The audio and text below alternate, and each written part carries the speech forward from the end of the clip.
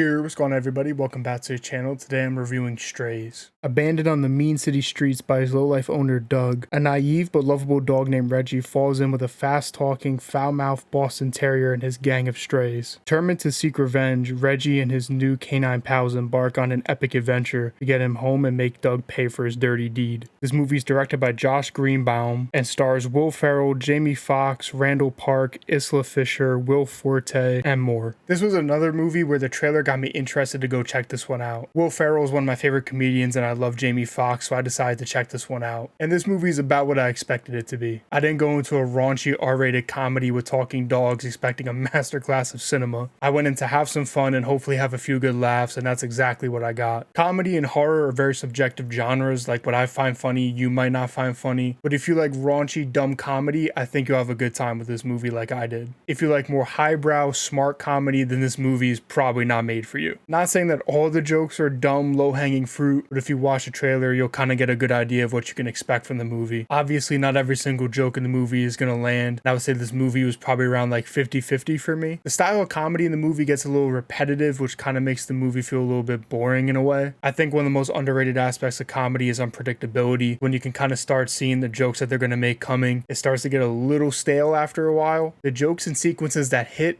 pretty hard though. This movie made me laugh pretty hard a couple times, which is really all I can ask for when going into a comedy. Not every single joke has to be a home run, but you do need a couple. This movie was also kind of wholesome at times, which I didn't really expect going in, so that was a pleasant surprise. I do enjoy the main group of dogs in the movie, which did help make the more serious scenes work better. The plot is pretty generic and simple, but the characters do make it more fun to watch. I thought the group as a whole worked well and they had good chemistry with each other. My favorite though was probably Hunter, voiced by Randall Park. My bitch